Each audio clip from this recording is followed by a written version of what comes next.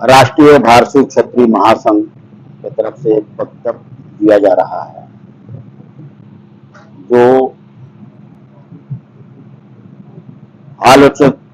आलोचनात्मक विश्लेषण है। श्री ओम प्रकाश राजभर जी की सुहेलदेव भारतीय जनता पार्टी का जुलाई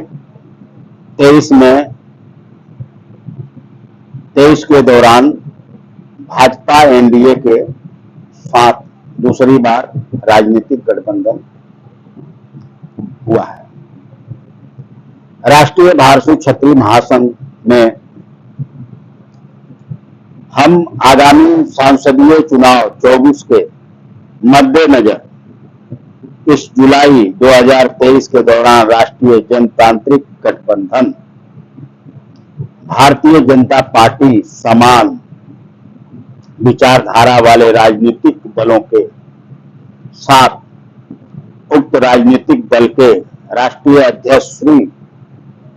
ओम प्रकाश राजभर जी की अध्यक्षता में सुहेलदेव भारतीय जनता पार्टी के राजनीतिक रणनीतिक और राजनीतिक गठबंधन का दूसरी बार आलोचनात्मक विश्लेषण करना चाहेंगे। श्री ओम प्रकाश राजभर जी की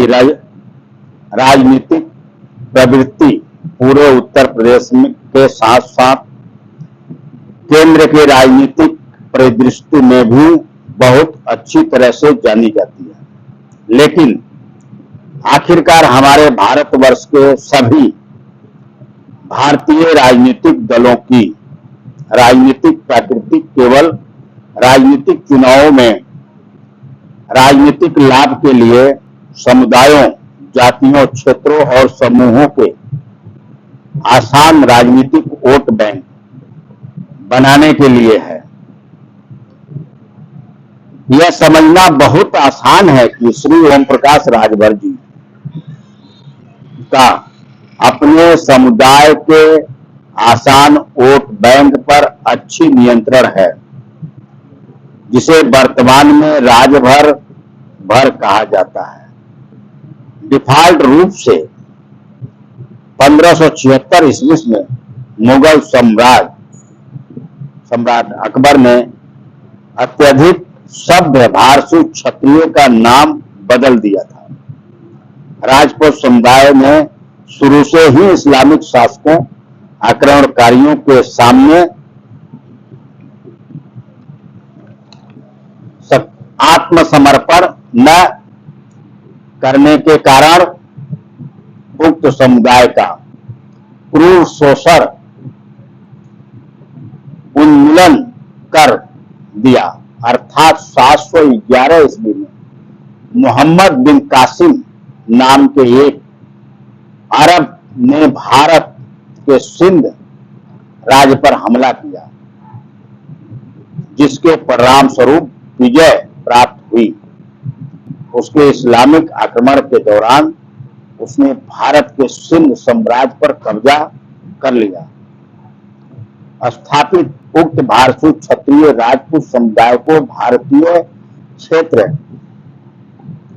वे सनातन धर्म का रक्षक कहा जाता था। भारतीय क्षत्रिय राजपूत योद्धाओं के रूप में हिंदुत्व ने अपने राष्ट्र और हिंदुत्व की रक्षा के लिए निस्वार्थ भाव से अपना सब कुछ बलिदान कर दिया था। वैसे उत्तर प्रदेश के पूर्वांचल में उक्त समुदाय की जनसंख्या की ताकत 18% और पूरे उत्तर प्रदेश में 4% है। निश्चित रूप से उक्त समुदाय का वोट बैंक पूर्वांचल के 23 संसदीय निर्वाचित क्षेत्रों में निर्णायक कारकों में से एक रहा है, जो वास्तव में उत्तर प्रदेश के पूर्वांचल में सक्रिय सभी राजनीतिक दलों को लुभा रहा है। हम पीछे छिपे हुए तथ्यों को प्रतिबिंबित करना चाहेंगे कि उक्त समुदाय की 35% जनसंख्या की ताकत शुरू से ही सरवर सम्मान श्रेणी के साथ क्षत्रिय राजपूत के रूप में अपनी स्थिति का दावा करती रही है और मंडल आयोग के लागू होने के बाद से बाकी 65 को बिना जनमत संग्रह के ओबीसी की श्रेणी में लाया गया है। हालांकि 1951 की केंद्रीय जनगणना उत्तर प्रदेश में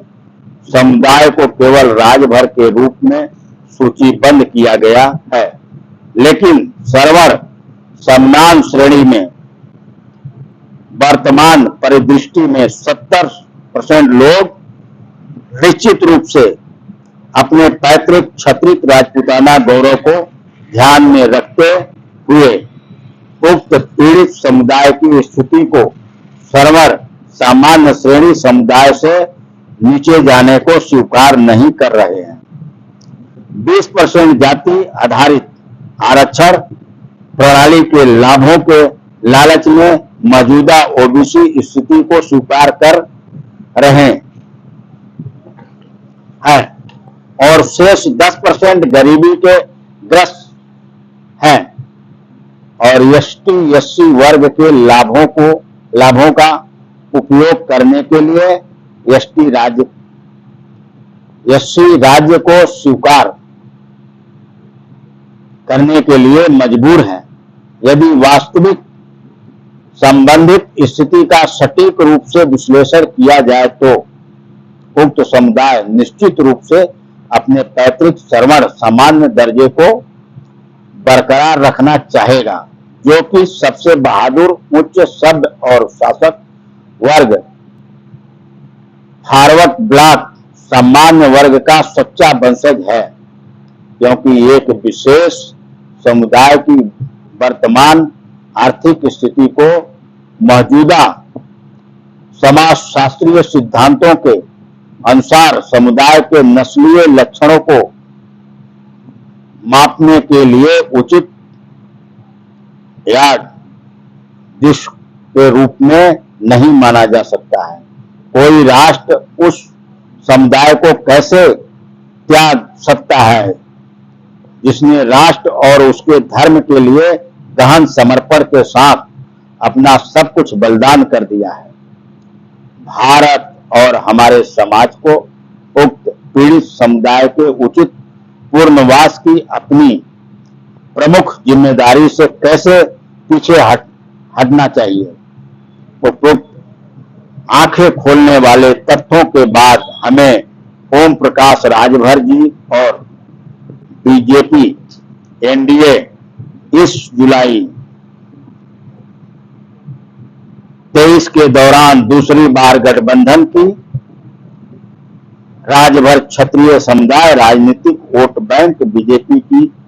वोटिंग ताकत को बढ़ाएगा, जैसे कि परिकल्पना की गई है। भाजपा के आला कमान द्वारा कल्पना की गई है, लेकिन ओम प्रकाश राजभर जी के विरोधी समुदाय के मतदाताओं की एक अच्छी मात्रा में वोटिंग ताकत के अलग होने का खतरा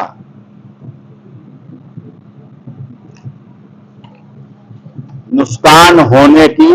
भी संभावना होगी, जो पहले से ही राष्ट्रवादी होने के नाते भाजपा का समर्थन कर रहे हैं और शुरू से ही हिंदुत्व समर्थक आई इसी भारतीय जनसंघ पार्टी की शुरुआत पुराने दिनों में या उसमें भी पहले भारतीय जनसंघ पार्टी के दिनों में हुई थी, क्योंकि वे उक्त समुदाय की सामाजिक स्थिति को अपने पूर्वजों की तरह बहुत ऊंचा रखते थे। यानी वास्तव में श्री इच्छाकू जी महाराज के वंशज मानते थे। श्री मनु जी महाराज के पुत्र सूर्य भगवान से संबंधित प्रतीक्षु, सूर्य का अर्थ है सूर्यवाणी, क्षत्रिय राजपूत कुल, नारायणी सेना, देववंशी क्षत्रिय कुल भारसु क्षत्रिय कुल, रघुवंशी क्षत्रिय कुल, भरतवंशी क्षत्रिय कुल, नागवंशी कुल, चंद्रवंशी कुल और ऋषिवंशी क्षत्रिय गोत्र सूची नहीं है, बल्कि भारत के माननीय सर्वोच्च न्यायालय के संस्करण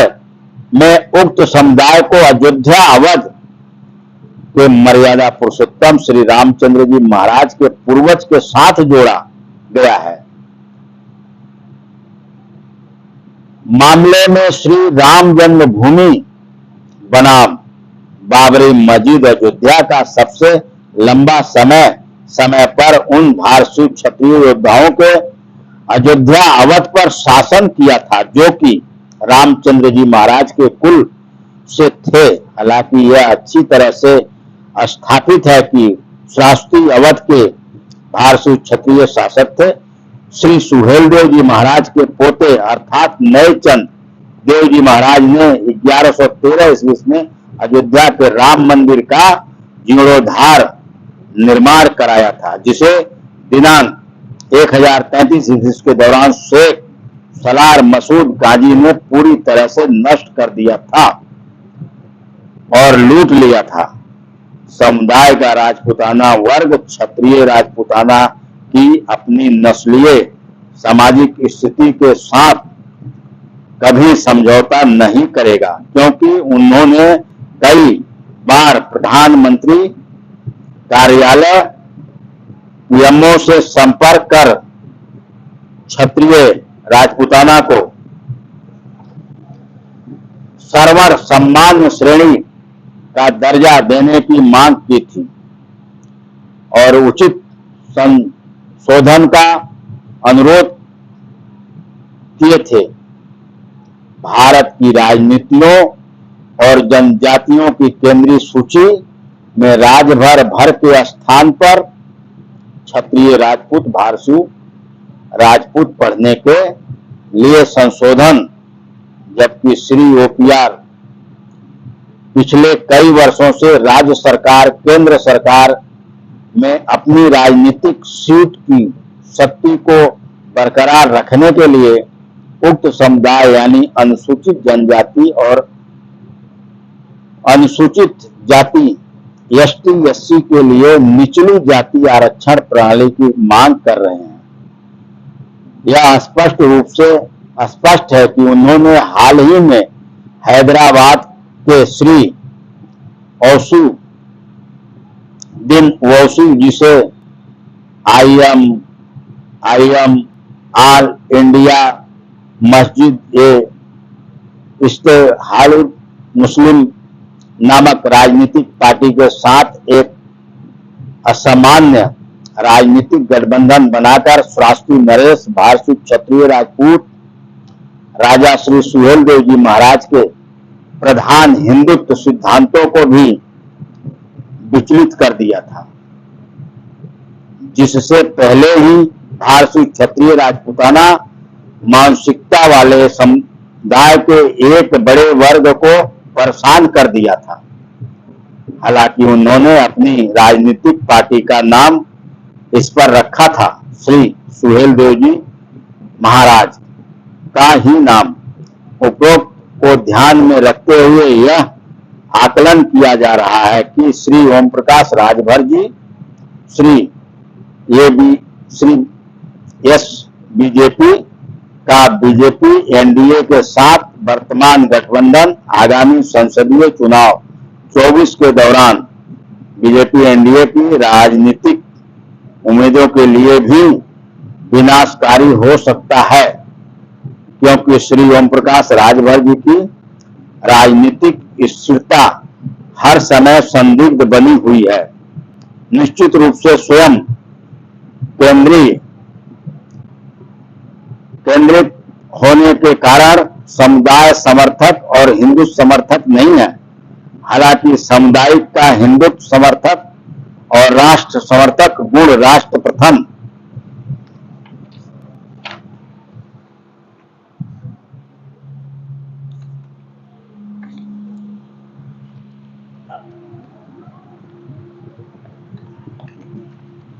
और राष्ट्र को हमेशा पृथ्वी, परिवार, वसुधैव कुटुंब से संबंधित सर्वोच्च परिमाण प्राप्त करने के लिए हिंदुत्व की दिव्य धारणाओं द्वारा निर्देशित होना चाहिए, हमेशा बरकरार रहेगा, क्योंकि भाजपा सहित उन राजनीतिक दलों ने राष्ट्र समर्थक और हिंदू समर्थक की उपयुक्त धारणा का सम्मान किया है। जय हिंद, जय भारत। राष्ट्रीय भारसू क्षत्रिय महासंघ। इसमें